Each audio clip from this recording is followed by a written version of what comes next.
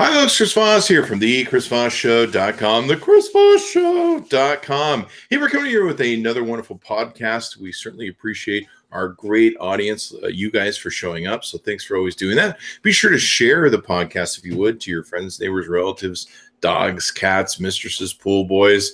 Pass it around. Let people know about it. You can go to iTunes, or you can go to Google Play. You can also go to the TuneIn app or the ChrisVossShow.com or YouTube/Chris Voss. You can also go Patreon.com to support the show, Patreon.com/Chris Voss. And of course, we appreciate you guys tuning in and listening to us. I've got another exciting guest to share with you guys today, Heather Ann Havenwood. She's a chatbot marketing strategist and a few other things we'll talk about.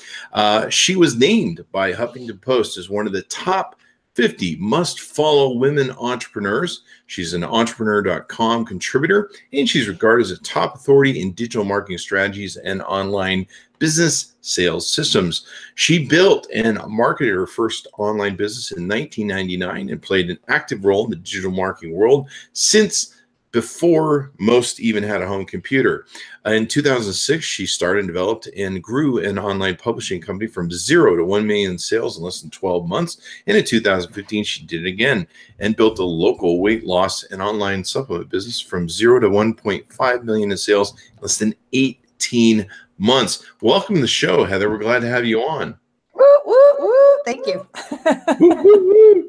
So you've done a lot of stuff, a lot of great entrepreneur stuff. You made some great lists, it sounds like. We're in the top 50 alum here, I guess. So tell us about you and what we need to know about you. Yeah, no, thanks for the intro. I appreciate it. This is a lot of fun. You know, I'm an entrepreneur. I do have a book out called Sexy Boss, How the Empowerment of Women is Changing the Rule Book for Money, Success, and Sex. So that's always fun, Chris. I know you're going to get a copy. I'll send you a copy. I know you'll love it. Sounds good. It sounds like you're a sexy boss. Yeah, honestly, I'm an entrepreneur at heart. I think entrepreneurship finds the person. I don't think people try to find entrepreneurship. I think it just kind of finds you. You know, you're kind of born into it. So I've been an entrepreneur since, 15 years.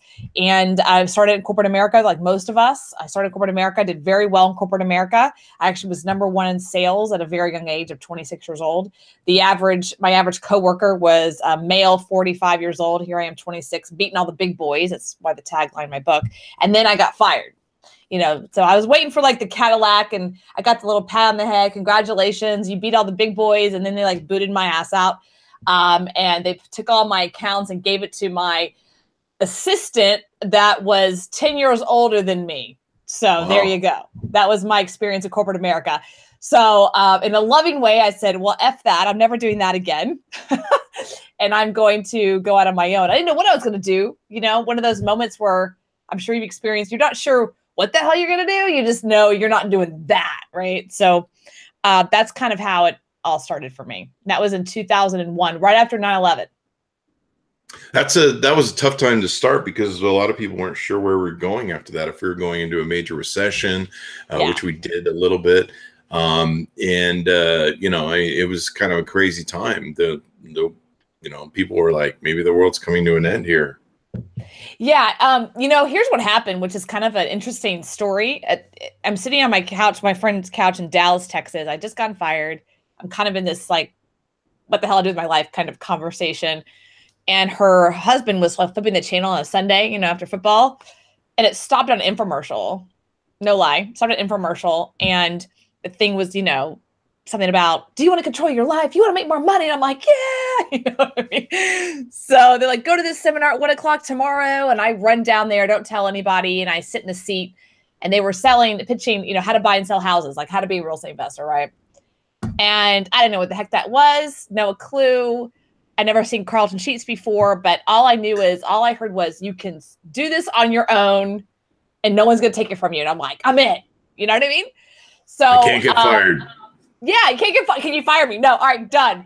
So here's what happened. They said the $3,000 price point, which I didn't have that cash, but they said the magic words. One of those moments, Chris, where I'm like, I'm so glad I'm a woman. They said for your spouse, it's only $1,000. So I nudged the total stranger next to me. Total stranger. I'm like, hey, can I be your spouse? He's like, sure, you're hot. Like, let's go. So We went to the back of the room, different last name, no ring, different, credit card. They took my money, of course. They're like, we'll take your grand. And they took his $3,000, which I'm like, whatever. And what it was like a seminar to seminar, right? They in the seminar, and then like a week later they come back. And that my husband never showed up, whoever he was. Like he never showed up. Really? He coughed up the $3,000 and never showed up? Wow. For sure. They even asked me because I was considered a guest. Like, where's your husband? Bob. And I'm like, I don't know. Like, he's sick today. I don't know what I said. So actually what happened is I actually ended up working for that company. Carlton Sheets? Traveling. Well, it wasn't Carlton Sheets at the time. It was Robert Allen Institute, American Cash Flow Institute, Ron LeGrand. So, but that same genre, right? People know Carlton Sheets. It's the same kind of like dog and pony show, right? So I started traveling the country full time, 2 months after 9/11, traveling the country, doing real estate seminars. So, yeah. Wow. That's pretty good. I like your ingenuity of but that's what entrepreneurs do, right? We're like, we'll do this. I'm a spouse. Like, let's go. Let's do this, right? So, I mean, that's definitely one of the keys to being an entrepreneur. You've got to be able to recognize opportunities and grab them quick. You do. You can't wait for permission. What do you do? Ask for permission. Come on. Yeah, and bend the rules just a little bit, Just a little. They knew, right? They were like, look, we know you're lying. They pulled us aside, like, look, and we don't care. We're gonna take your money because we can make a commission, but there's something different with you. First of all, I was like 27. I'm like young. I'm one of the only girls in there. They knew I was lying my butt off. And so they're like, what's your story? And then I was talking to the guy and he's like, hey, you're perfect to be on our crew because you kind of have that, line that's perfect.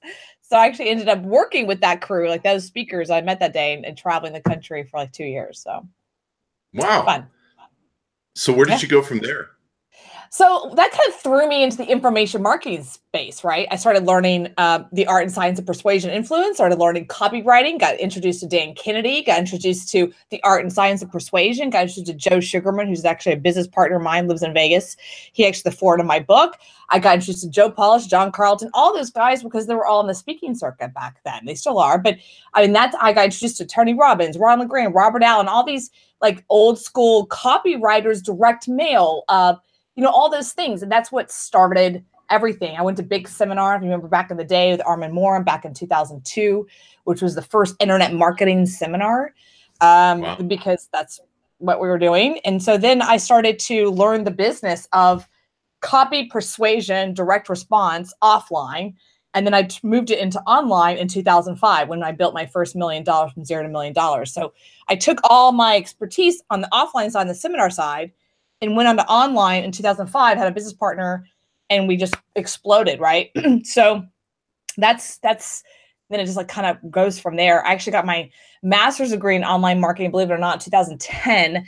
But honestly, Chris, I could have taught the class. I'm like, you guys are so behind, right? But when you're in that market where your life depends on a conversion, it's either, I remember being in a seminar, and we're converting or we're selling, and it's either we're eating ramen noodles that night or we're eating Ruth Chris. You know what I mean? Like,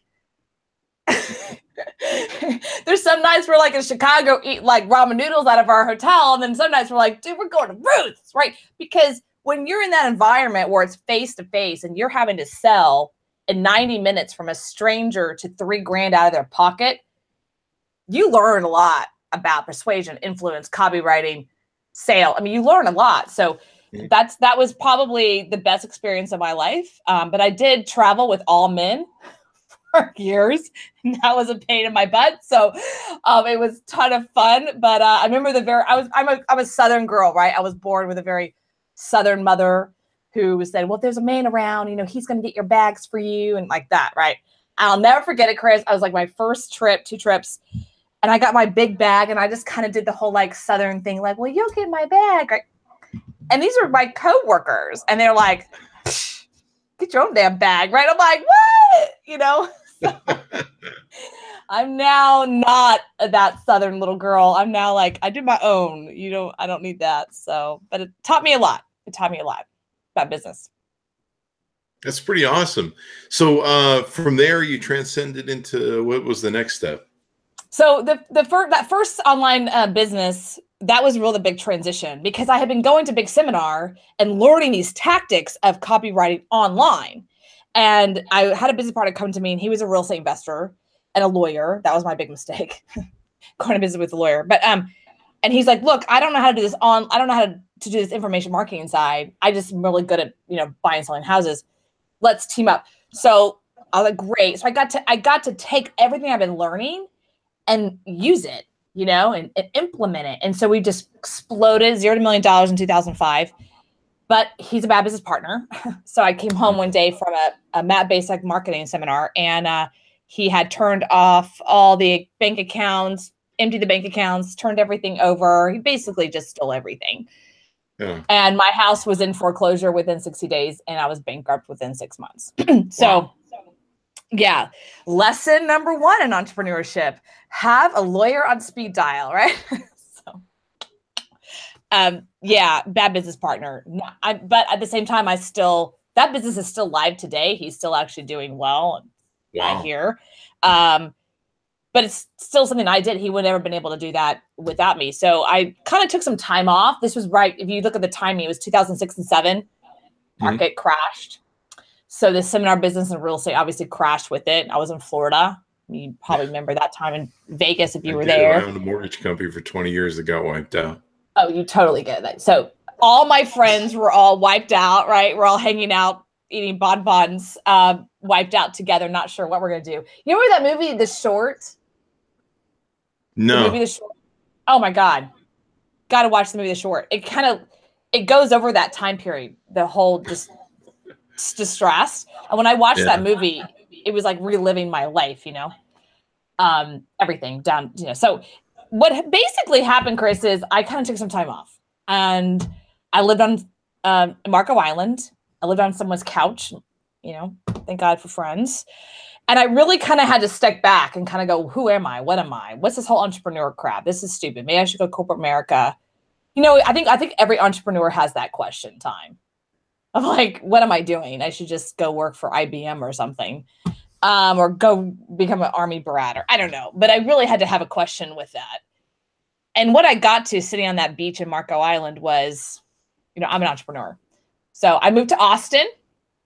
I'm here in Austin, and I surrounded myself with other entrepreneurs and started 2 more businesses and 3, and then sold 1. And, you just do what you do, right? As an entrepreneur, you create. So right now what I'm focused on now, I just was in Vegas, an affiliate summit, speaking. I'm coming back to Vegas in affiliate management days, speaking on chatbots, on Facebook Messenger chatbots. So that's what I'm up to now. Chatbots is the hottest thing. Everybody's into chatbots. I see all my friends are like, you got to learn how to do chatbots and make a chatbox. And yeah, it's pretty powerful tool. I mean, it is. It really is. It really is. And here's, if someone's listening going, what the heck is that? First of all, it's Facebook Messenger chatbot. So that means that Facebook opened their API a year ago, about a year plus ago, and basically asked this question. We want to own the world again in business. So we're going to open up our API to chatbots. We're going to let some companies in Silicon Valley have that API. And then you guys go figure out how in the world you guys are going to make money from it. So we can too. Basically, that was the deal, because they know what to do. And that's what's happening. So that makes money from it, we'll charge you for it.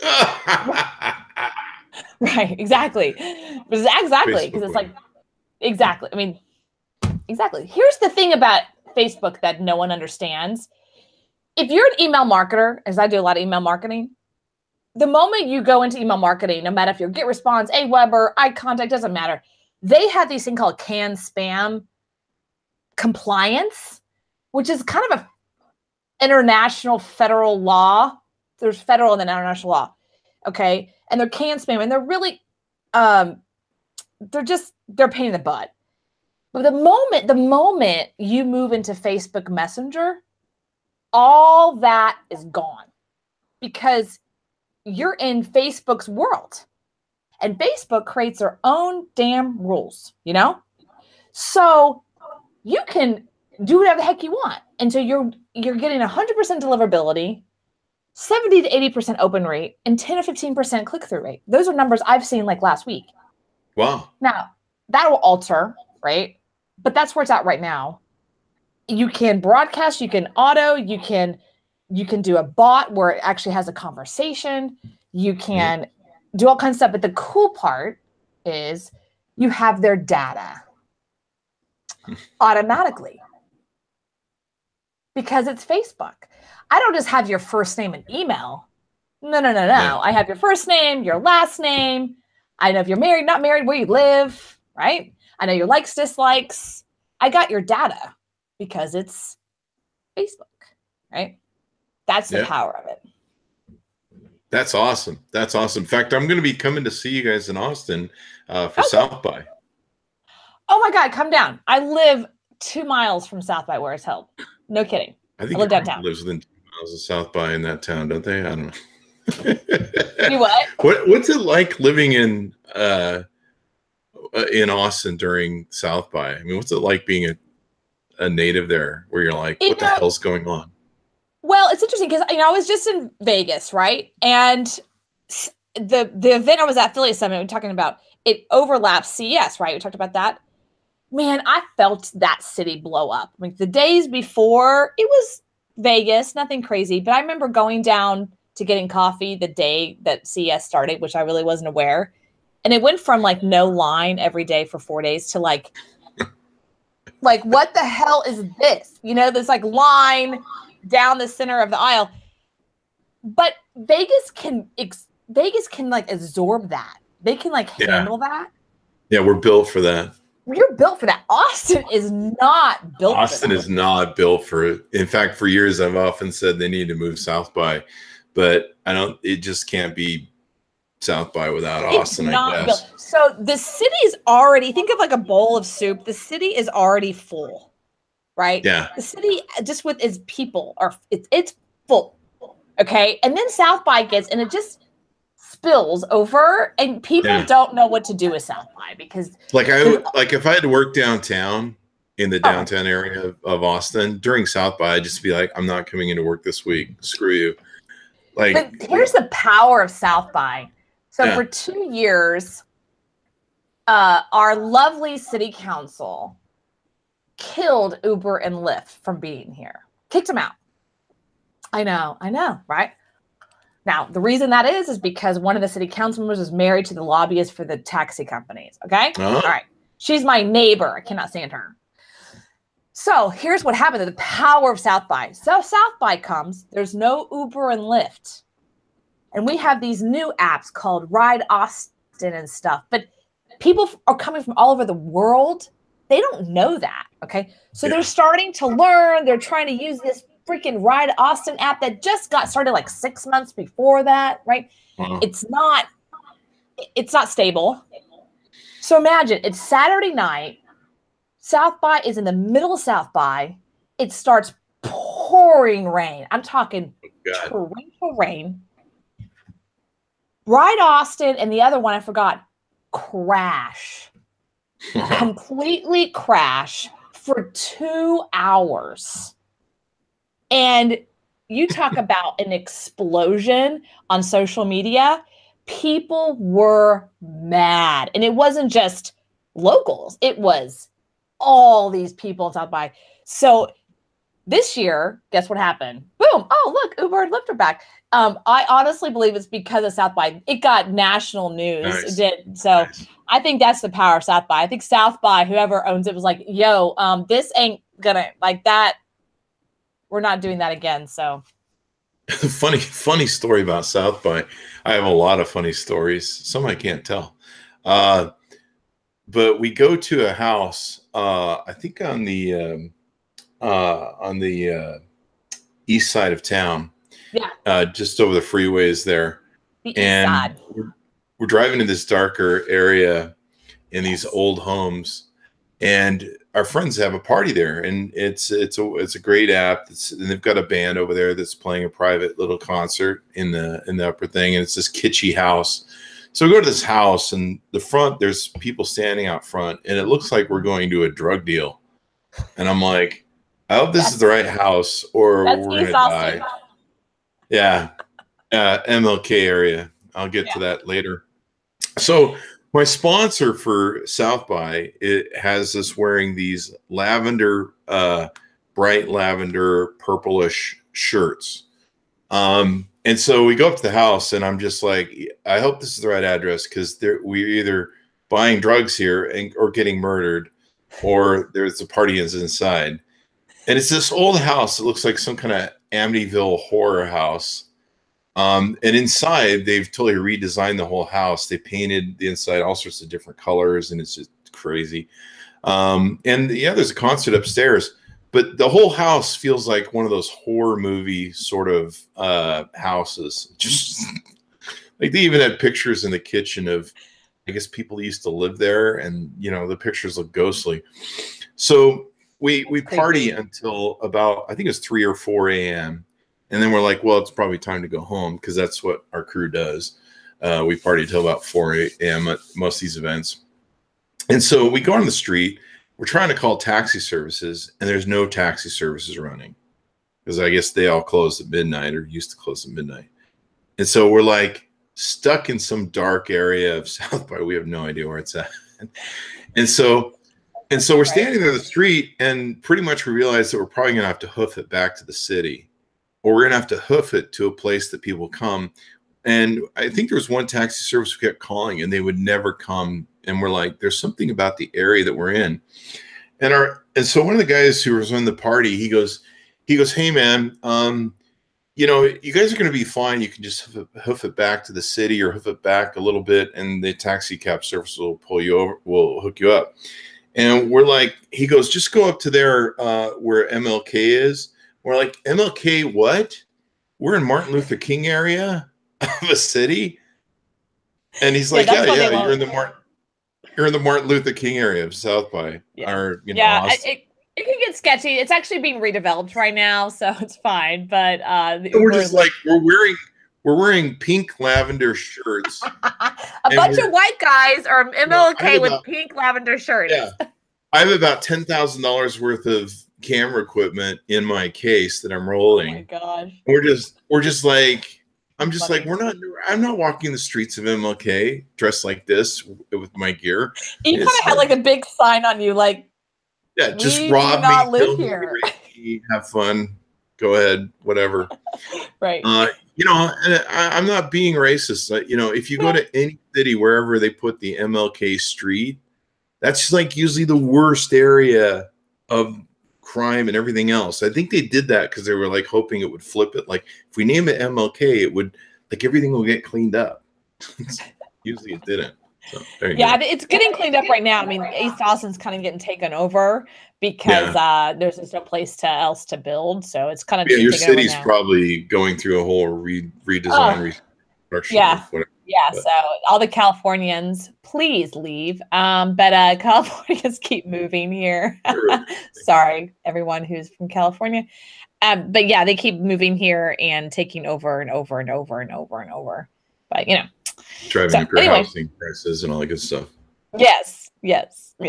So back to chatbots. So here's let me give you an example. Kind of. So ask Heather Ann, the what I have right here. Ask Heather Ann at the bottom. That's my chatbot. So I want people to go there and experience my own chatbot. What's going to happen is I pop up and I actually have this conversation with you. It's really cool. So I want you to go through it so you can experience it. And it's actually a Facebook Messenger app. So even if you type in the URL, it's going to reopen your Facebook Messenger app. Now, I've had this question asked to me.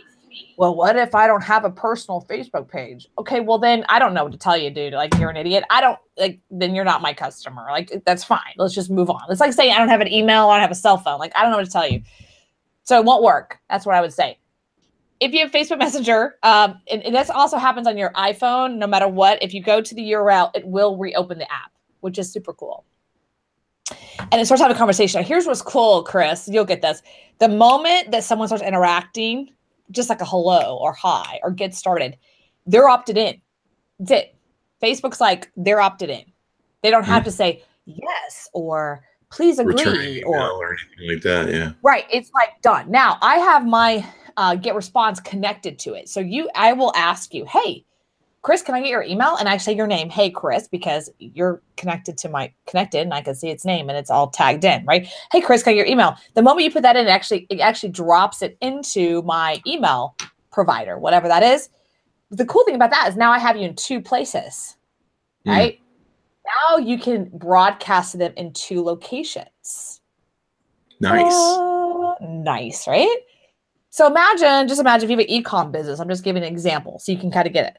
E-com example, let's see, our buyer information marketing. Let's say you take 100 of your buyers, okay? 100 of your buyers, and you move them over to your Facebook Messenger app. Just like, hey, buyer, you're awesome. Go here, click here, get a coupon code, whatever, okay?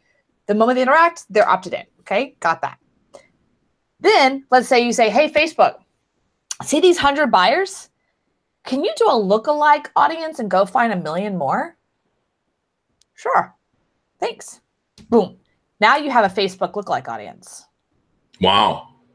So you have everybody you can target that's, you know, a good buyer for your stuff. Yeah. Now people say, well, you can do that and upload their email. Yes, you can officially. But what if Chris, the buyer, connects to the messenger, like his actual Facebook personal profile, right? Then I have his real information, because maybe the email he gave me as a buyer does not match Facebook. Doesn't always connect. The average American has 4 to 5 emails.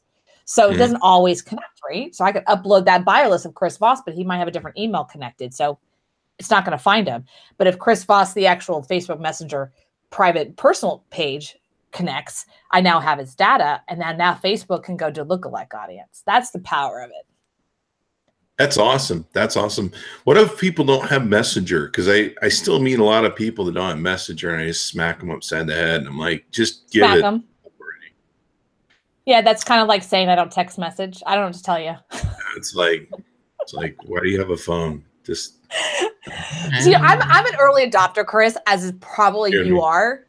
But when in corporate America, I was actually working for Southwestern Bell Wireless, which became Singular, which became AT&T. And I'll never forget, it was 1998, and I'm in the conference room, and I worked for the wireless division, so we were selling cell phones. And I'm sitting there, and the Nokia rep, this is taking you back, the Nokia rep is in the front. And the Nokia rep gave us all phones and said, okay, there's this thing called text messaging. All right, and they went through the process, and I'll never forget it. I pressed hi to my buddy Brad, who was like right there in the conference room.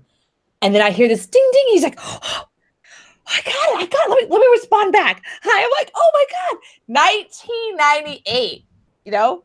So and now where text messaging is today, right? So I just think I'm an early adopter. I love new stuff like that. It's like I get off on that.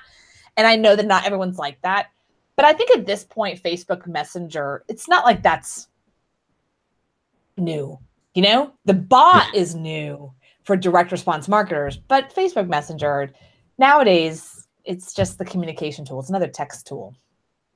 So you help people set up their chat bot and do all that good stuff then, I guess?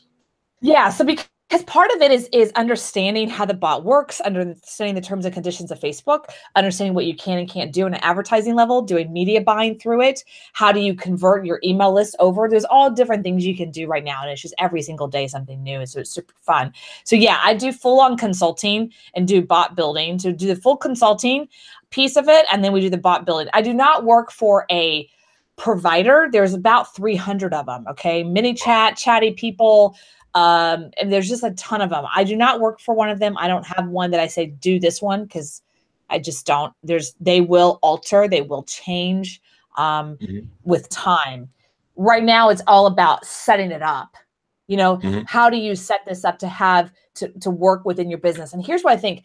Every e-com business, okay, every service-based business, coaches, authors, speakers, every dentist, chiropractor, local lawyers, here's why they should have this. Because what Facebook's goal is, other than take over the world, Facebook's goal is so that service providers like dentists and chiropractors don't need a website anymore. They just have their Facebook Messenger. They have their fan page. If you look at a fan page, how it's set up right now, it has where they're at, where they're located, their hours. It has now a chat feature to contact the company. You know, it's all set up for business to say, hey, you don't need that website anymore. Just redirect it to your fan page. You don't need that anymore. This is everything you need, you know, and that's where they're headed. That was why they opened up the API. And so you want to do it now as fast as possibly can. I think that's the key. That's pretty awesome. Pretty amazing. I know you need to wrap at the end of the hour here. So what other websites, things people need to look you up again? Let's get your plugs in for this. Oh, thank you. I'll plug me. So askheatherann.com really is my chatbot. Now, what's cool about that, it's my fan page. It is me. So if you come in there and go, hey, Heather, how's it going? Let's talk. It'll be me responding. Okay. So that's the best way to get a hold of me. Number two, though, my website's heatherhavenwood.com. Love to have, conversation with you. Go check it out. There's a button that says Coach with Heather. It goes right to my calendar. We're going to have a conversation. So heatherhavenwood.com, askheatherann.com. Those are really my main two websites. And if you want to buy my books on Amazon, you can go to heatherhavenwood.com/Amazon. Cool. We'll have to have you on again, Heather, to talk some more about some of this and some of the other business stuff you've been involved in. So we'll do that. Oh, yeah, I'd love to. Guys, we love you guys tuning in. We love our audience. So thanks for coming to the show. Be sure to give us likes, support us on the show. Comment, if you would, on our youtube.com/Chris Voss. Go to iTunes, Google Play, and download the app or subscribe to the podcast so you can take and do it there. Go to, I believe it's patreon.com/Chris Voss to support the show. We certainly appreciate you guys tuning in. Thanks for coming by, and we'll see you guys next time.